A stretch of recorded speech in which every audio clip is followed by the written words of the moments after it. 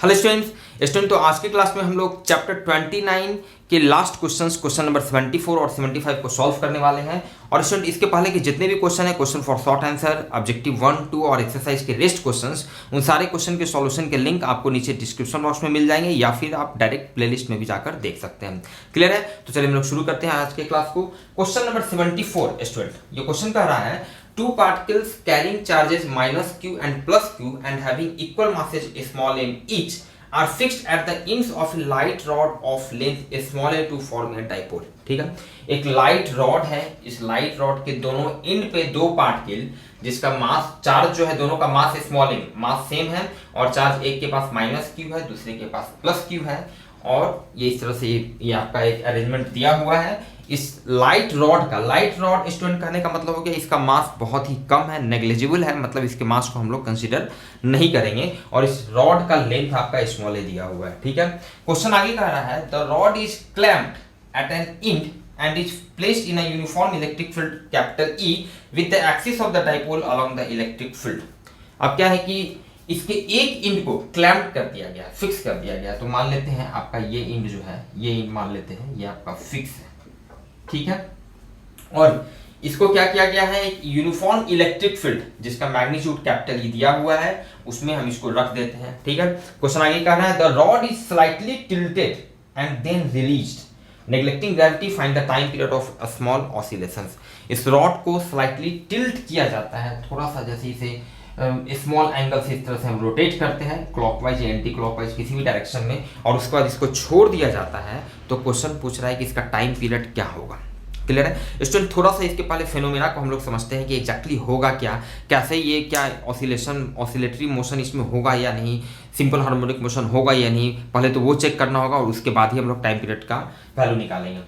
तो स्टूडेंट पहले मान लेते हैं कि आपका ये जो डाइपोल है ये आप देख सकते हैं अभी जब इस पोजीशन में रखा हुआ है। ठीक है, तो इस पर नेट फोर्स जीरो लगेगा, ये यूनिफॉर्म इलेक्ट्रिक फील्ड में रखा हुआ है। इनफैक्ट स्टूडेंट आपको पता होगा कि आप किसी डाइपोल को यूनिफॉर्म इलेक्ट्रिक फील्ड में आप किसी भी पोजीशन में रखिए, कोई जरूरी नहीं कि हॉरिजॉन्टल या आप किसी भी पोजीशन में आप इसको रख सकते हैं, तो हमेशा इस पर नेट फोर्स तो जीरो होगा, क्लियर बात है, लेकिन इस पर टॉर्क लगता है, इस पर टॉर्क लगता है। क्लियर है?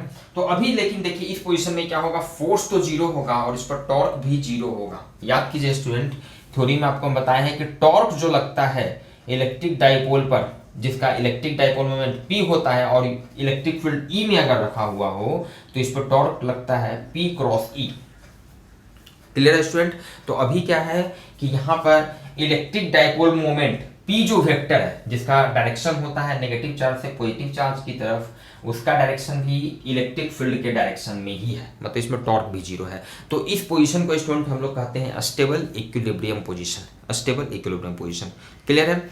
अब देखिए स्टूडेंट क्या होगा, सपोज कीजिए ये मान लेते हैं कि आपका डाइपोल का ये सेंटर है। अब इस डाइपोल को हम लोग साइक्ली रोटेट करते हैं, एक स्मॉल एंगल से, एक एंगुलर डिस्प्लेसमेंट थीटा से रोटेट करते हैं। चलिए अभी फिलहाल इसको मान लेते हैं कि हम लोग इसको रोटेट करते हैं एंटी क्लॉकवाइज डायरेक्शन में, बहुत ही स्मॉल एंगल थीटा से, लाइक इस तरह से आप देख सकते हैं।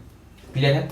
एक छोटे से एंगल थीटा से इसको, जो कि अभी इस तरह से स्टार्टिंग में स्टेबल इक्विलिब्रियम पोजीशन में, इसको इस तरह से हम रोटेट कर दिए थीटा एंगल से। तो क्या होगा स्टूडेंट, ध्यान दीजिएगा। अब जैसे ही आप इसको इस तरह से रोटेट करेंगे तो ध्यान दीजिए, अब ये कुछ इस तरह का पोजीशन आ जाएगा, this will be your minus Q, this will be your plus Q. Clear है स्टूडेंट? तो ध्यान दीजिएगा, अब इलेक्ट्रिक डाइपोल मोमेंट P, जो P वेक्टर है, अब उसका डायरेक्शन इधर हो गया, माइनस क्यू से प्लस क्यू की तरफ, माइनस क्यू से प्लस क्यू की तरफ। P वेक्टर का ये डायरेक्शन हो जाएगा, P वेक्टर का ये डायरेक्शन हो जाएगा, और इलेक्ट्रिक फील्ड आपका हॉरिजॉन्टल डायरेक्शन में हो, इलेक्ट्रिक फील्ड आपका इस डायरेक्शन में है, इलेक्ट्रिक फील्ड इस डायरेक्शन में है, मतलब टॉर्क इसमें लगेगा क्लॉकवाइज डायरेक्शन में, P cross E clockwise direction में। मतलब इंपॉर्टेंट बात क्या है कि आपने इस डाइपोल को एंटी क्लॉकवाइज डायरेक्शन में, आप एंटी क्लॉकवाइज डायरेक्शन में इसको रोटेट किए और इस पर जो एक टॉर्क लगा, रीस्टोरिंग टॉर्क जो लगा वो क्लॉकवाइज डायरेक्शन में लगा। मतलब आप जब भी किसी डाइपोल को इसके स्टेबल इक्विलिब्रियम पोजीशन से डिस्टर्ब करेंगे, एक स्लाइट स्मॉल एंगल से अगर आप इसको रोटेट करते हैं तो हमेशा इस पर एक रीस्टोरिंग टॉर्क लगेगा, किस डायरेक्शन में लगेगा, आप जिस डायरेक्शन में इसको डिस्प्लेस किए हैं, अगर आप इसको एंटी क्लॉकवाइज डायरेक्शन में कर रहे हैं तो एक रीस्टोरिंग टॉर्क इस पे लगेगा क्लॉकवाइज डायरेक्शन में। और अगर आप उसी तरह आप देख सकते हैं, अगर आप इस डाइपोल को क्लॉकवाइज डायरेक्शन में अगर आप इसको रोटेट करते हैं एक स्मॉल एंगल थीटा से क्लॉकवाइज डायरेक्शन में, तो उस केस में पी का आपका ये डायरेक्शन हो जाएगा, ई ये, तो उस केस में जो रीस्टोरिंग टॉर्क जो इस पर लगेगा वो एंटी क्लॉकवाइज डायरेक्शन में लगने लगेगा। मतलब जिस डायरेक्शन में आप इसको रोटेट करेंगे उसके अपोजिट डायरेक्शन में एक रीस्टोरिंग टॉर्क लगने लगेगा, और हमेशा डाइपोल का टेंडेंसी होगा कि ये अपने स्टेबल इक्विलिब्रियम पोजीशन में आ जाए।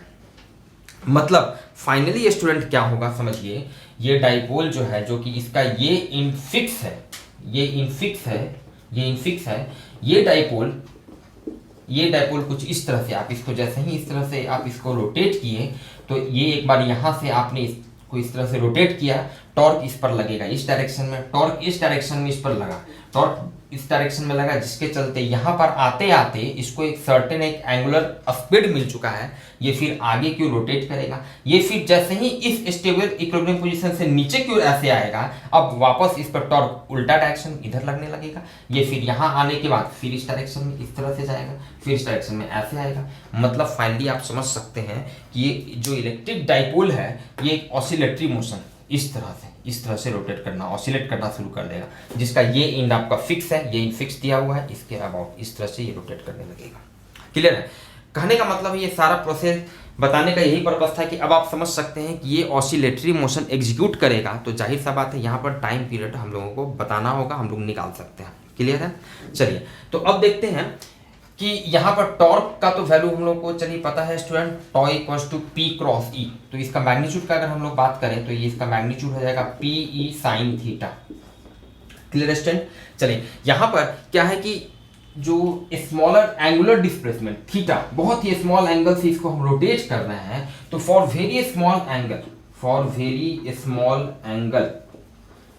एंगल अगर बहुत ही छोटा है तो स्टूडेंट उस केस में, इनफैक्ट ये चीज हम लोग पहले भी बहुत बार यूज किए हैं, साइन थीटा का वैल्यू अप्रोक्सीमेटली थीटा के बराबर हो जाता है। क्लियर है स्टूडेंट? तो यहाँ पर साइन थीटा की जगह हम लोग थीटा रख सकते हैं, लेकिन यहाँ पर फाइनली इनफैक्ट हम लोग लिखेंगे पीई माइनस थीटा। क्यों यहाँ पर माइनस थीटा ले रहे हैं स्टूडेंट? क्यों? क्योंकि जिस डायरेक्शन में एंगुलर डिस्प्लेसमेंट है, आपने जिस डायरेक्शन में इसको रोटेट किया उसके अपोजिट डायरेक्शन में रीस्टोरिंग टॉर्क लगेगा। जस्ट अभी बताएं आपको, एंटी क्लॉकवाइज डायरेक्शन में अगर आप इसको रोटेट किए हैं तो टॉर्क आपको लग रहा है क्लॉकवाइज डायरेक्शन में। क्लियर है? अगर इसको क्लॉकवाइज डायरेक्शन में करते तो टॉर्क लगता है एंटी क्लॉकवाइज डायरेक्शन में, हमेशा अपोजिट डायरेक्शन में लगेगा, दैट्स व्हाई यहाँ पर हम लोग नेगेटिव साइन ले रहे हैं। क्लियर है स्टूडेंट? चलिए ठीक है। नाउ अब अगेन इस टॉर्क को, जो ये जो आपका टॉर्क जो है, इस टॉर्क को हम लोग लिख सकते हैं स्टूडेंट आई अल्फा। अब अचानक ये कुछ लग रहा होगा अजीब तरह से, कुछ स्टूडेंट्स को लग सकता है कि अचानक ये आई अल्फा कहाँ से आ गया। याद कीजिए क्लास 11th में रोटेशनल डायनामिक्स में स्टूडेंट वहां पर आप लोगों को पढ़ाया गया होगा, टॉर्क का वैल्यू होता है आई अल्फा के बराबर, जहां पे आई जो होता है मोमेंट ऑफ इनर्शिया होता है, alpha is the angular acceleration. अगर आपको परेशानी हो रही है इस चीज को रिकॉल करने में, तो सिंपल सा equation, basic equation Newton second law को याद कीजिए, F equals to M A, force equals to mass into acceleration, और इसी का इक्विवेलेंट जो रिलेशन होता है रोटेशनल डायनामिक्स में, फोर्स के जगह पे आपका टॉर्क हो जाता है, मास के जगह पे मोमेंट ऑफ इनर्शिया, और लीनियर एक्सेलरेशन ए के जगह एंगुलर एक्सेलरेशन अल्फा हो जाता है। Clear student? So this is I alpha equals to P minus theta. देखिए यहाँ से स्टूडेंट हम लोग अब क्या है, ये आई जो है मोमेंट ऑफ इनर्शिया है, आई जो है आपका मोमेंट ऑफ इनर्शिया है, ठीक है, मोमेंट ऑफ इनर्शिया। चलिए अब ये मोमेंट ऑफ इनर्शिया हम लोग इसका वैल्यू निकाल सकते हैं स्टूडेंट, यहाँ पे आप समझ सकते हैं इसका ये पॉइंट फिक्स है, ठीक है। तो मोमेंट ऑफ इनर्शिया हम लोग निकाल रहे हैं ऑफ दिस डाइपोल, इस डाइपोल का मोमेंट ऑफ इनर्शिया हम लिख रहे हैं, और ये इस तरह से इस फिक्स पॉइंट के अबाउट रोटेट कर रहा है, तो इसका मोमेंट ऑफ इनर्शिया लिख रहा है about an axis passing through one of its end and perpendicular to its length, और इसके लेंथ के परपेंडिकुलर आपका ये डाइपोल इस तरह से है, और ये किस एक्सिस के अबाउट, इस एक्सिस के अबाउट हम लोग लिख रहे हैं मोमेंट ऑफ इनर्शिया, जो कि इस डाइपोल के एक एंड से पास कर रहा है और इसके लेंथ के परपेंडिकुलर है, इसके लेंथ पर परपेंडिकुलर है। तो आप समझ सकते हैं इसका मोमेंट ऑफ इनर्शिया कितना हो जाएगा। देखिए इस एंड से पास कर रहा है, इसका भी मास स्मॉल m है, इसका भी मास स्मॉल m है, ठीक है। तो इस m से पास कर रहा है तो इसका तो सीधे m इंटू 0² डिस्टेंस है ही नहीं, यहीं से पास ही कर रहा है, प्लस m इंटू इसका डिस्टेंस कितना है यहाँ से a ये आपको दिया हुआ है तो ma²। क्लियर है। इसमें अगर परेशानी है तो थोड़ा सा जाके रिवाइज कर सकते हैं कि कैसे मोमेंट ऑफ इनर्शिया निकालते हैं, बहुत ही हालांकि बेसिक चीज उसका यूज हो रहा है यहाँ पे। ये आपका 0 हो गया, this becomes ma² and so finally आपका मोमेंट ऑफ इनर्शिया हो गया ma²। Clear student. तो यहाँ पर अब देखिए इसका वैल्यू पुट करते हैं, moment of inertia ma² alpha equals to pe minus theta. देखिए यहाँ से ma² अल्फा p क्या है, इलेक्ट्रिक डाइपोल मोमेंट। ध्यान दीजिएगा आपको क्या क्या दिया हुआ है, जब भी किसी क्वेश्चन को सॉल्व करते हैं तो ध्यान रखना है कि क्या क्या दिया हुआ है। p एक्चुअल में नहीं दिया हुआ है तो हम इलेक्ट्रिक डाइपोल मोमेंट p को लिख सकते हैं student magnitude of any one charge, ठीक है, किसी एक चार्ज का मैग्नीट्यूड और दोनों चार्ज के बीच का डिस्टेंस कितना है a, तो ये लिख देते हैं QAE माइनस थीटा। यहाँ a के से a कैंसिल हो जाएगा, इसलिए अल्फा इक्वल टू ध्यान दीजिएगा हो जाएगा QE डिवाइडेड बाई ma, चूंकि a कैंसिल हो चुका है इससे, माइनस थीटा। स्टूडेंट बहुत ही क्लियर है यहाँ से कि जो इलेक्ट्रिक डाइपोल का जो ऑसिलेटरी मोशन होगा वो सिंपल हार्मोनिक मोशन होगा, क्योंकि आप देख सकते हैं कि एंगुलर एक्सेलरेशन जो है, एंगुलर एक्सेलरेशन अल्फा जो है वो प्रोपोर्शनल है माइनस थीटा के, नेगेटिव ऑफ द डिस्प्लेसमेंट के प्रोपोर्शनल है, मतलब कि आपका SHM होगा। क्लियर है। तो बहुत ही आसानी से हम लोग इसका टाइम पीरियड निकाल सकते हैं, ठीक है। ये SHM का स्टूडेंट बेसिक कंडीशन ही होता है कि जिस डायरेक्शन में डिस्प्लेसमेंट हो रहा है रिस्टोरिंग फोर्स जो है उसकी अपोजिट डायरेक्शन में लगना चाहिए। क्लियर है। तो वही बात है, जिस डायरेक्शन में इसका डिस्प्लेसमेंट हो रहा है रिस्टोरिंग टॉर्क या आपका एंगुलर एक्सेलरेशन जो है उसकी अपोजिट डायरेक्शन में है। सो this is a condition of simple harmonic motion. तो अब स्टूडेंट इसका हम लोग टाइम पीरियड निकालते हैं। टाइम पीरियड, अब ये सिंपल हार्मोनिक मोशन एग्जीक्यूट कर रहा है। So now for time period, time period के लिए स्टूडेंट देखिए अल्फा इक्वल टू, ये कंडीशन आपको दिया हुआ है तो आपको पता है अल्फा इक्वल टू क्या होता है ω² थीटा। तो यहाँ से इसको जब हम लोग कंपैरिजन करेंगे इसका तो ω² का वैल्यू क्या हो जाएगा QE/MA। यहाँ से आपका ओमेगा हो गया, ओमेगा क्या हो जाएगा √under simply this QE divided by MA। सो इसीलिए टाइम पीरियड को नॉर्मली हम लोग कैपिटल T से डिनोट करते हैं स्टूडेंट। तो टाइम पीरियड क्या होता है 2π/ओमेगा। तो 2π ओमेगा आपका नीचे में है, ओमेगा का ये वैल्यू तो सिंपली 2π√अंडर, ये आपका उलट जाएगा, this becomes MA/QE is your final answer. 2π√अंडर MA/QE। Clear student. चलिए ठीक है, हम लोग सॉल्व करते हैं student question number 75, last question of this chapter.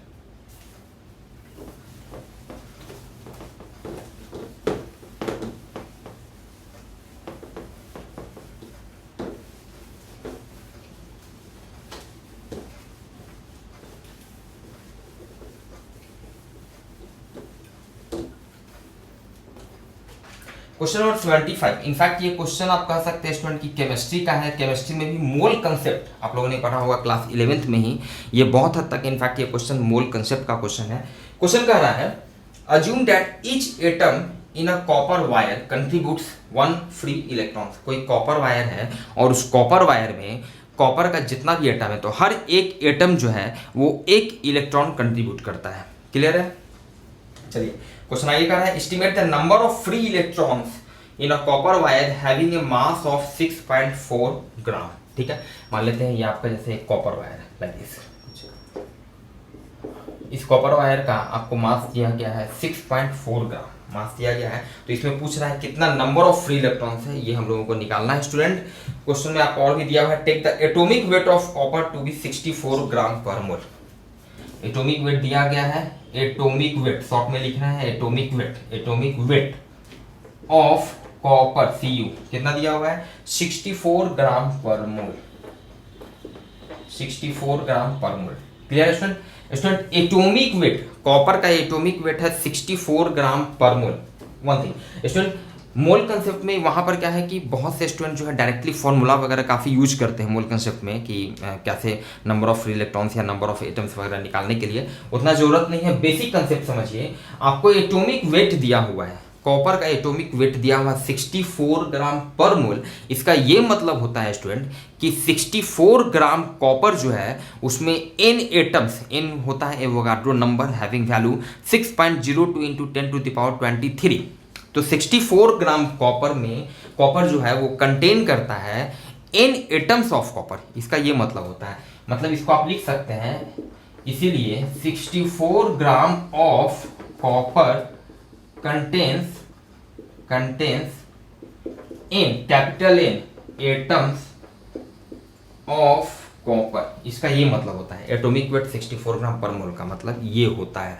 चलिए, तो 64 ग्राम कॉपर में कॉपर का कितना एटम्स स्टूडेंट होता है, n एटम्स, ठीक है। इसीलिए कितना दिया हुआ है 6.4 ग्राम, तो 6.4 ग्राम ये जो कॉपर वायर है, तो 6.4 ग्राम ऑफ कॉपर में कितना एटम होगा कॉपर का, n/64। 1 में आप n/64 करेंगे, 6.4 से फिर मल्टीप्लाई करेंगे, सिंपल। इतना एटम्स ऑफ कॉपर मतलब n/10, इसको सॉल्व करेंगे तो this becomes n/10 atoms of copper, ठीक है। और क्वेश्चन में आपको दिया हुआ है कि एक कॉपर का एक एटम जो है वो एक इलेक्ट्रॉन को कंट्रीब्यूट करता है। कॉपर का एक एटम जो है, estimate assume that each atom in a copper wire contributes 1 free electrons। तो इतना एटम्स कॉपर वायर कितना होगा, इतना ही इलेक्ट्रॉन होगा, क्योंकि एक एटम कॉपर एक इलेक्ट्रॉन को कंट्रीब्यूट कर रहा है, तो मतलब n/10 इलेक्ट्रॉन्स, इतना फ्री इलेक्ट्रॉन्स होगा, इतना आपका फ्री इलेक्ट्रॉन्स होगा। n is the Avogadro number having value 6.02 into 10 to the power 23 divided by 10, and so this becomes 6.02 into 10 to the power 22 electrons। ये जो फाइनल आंसर। Clear student? तो चलिए हम लोग मिलते हैं फिर नेक्स्ट क्लास में नेक्स्ट चैप्टर के सॉल्यूशन के साथ। Thank you.